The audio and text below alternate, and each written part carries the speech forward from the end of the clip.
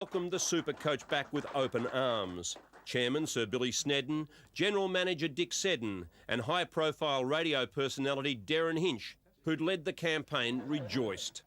In 1981, the prodigal son had returned. I just have a little feeling that there are some things the players have to learn, particularly about team football.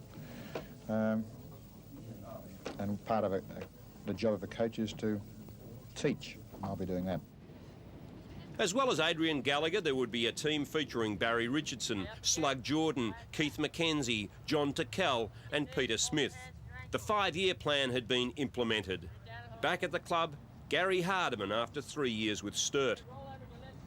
I was probably their biggest recruit, and I was 31 years of age. So, no, Barassi, I think in that year went through around about 40 players and turned over a lot of players trying to get the players up. He said it was going to be a 5-year plan, but you know, I think personally he wanted to get things done straight away. After the Demons lost to St Kilda, Barassi demanded action. Early morning training runs, no beards. Gary Baker and Peter Giles faced the razor. Discipline was the catchword. It was hard to get that message through, especially when you had players like Brent Tiger Croswell in action. Towards Byrne, he gets a shocking bounce. Here's an opportunity now for Melbourne if they can set up some shepherding. An easy chance for them to go forward through Elshaw, but in the meantime the whistle has sounded and Croswell is not happy. Cost them a goal. It has cost them a goal. Forward once again through Healy, half forward. Goes back towards half forward once again. Chance for Croswell. In towards goal. He's made no mistake this time. The coach, I think it was Carl at the time, might have called a meeting in the coach's room, and we're dripping wet after the thing, and everyone called for the dressing gowns so we wouldn't catch the death of cold, and someone yelled out to Tiger to go and get the dressing gowns. And he's looked around, he's going, what?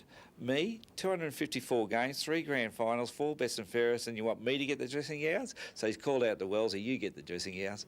He was captain at the time, so it was quite unique. You just couldn't imagine him doing anything like that. He was one man that came to the club that never, he'd walk into the rooms without carrying a kit bag. He'd leave his boots, all his gear there for to be cleaned by the property steward, everything. He'd come with a towel under his arm. That was his trading gear. Then, of course, Barassi and his team had Mark Jackson at full forward. In 1981, in his debut season, the former Richmond Junior champ kicked 76 goals to top the goal kicking. It was the best performance by a Demon forward since Fred Fanning 34 years earlier. Kelvin Moore said to him, you'll never kick this goal as long as your backside points to the ground. He did the handstand and said, well, it's not pointing to the ground, son. And Kelvin Moore, as you see the film clip, just looks around in disbelief. Oh, dear. He is a one-man show down there. He's as happy as Larry. Kicked his first goal and he is told about 15,000 people. Lines up the drop punt. That's close. Oh!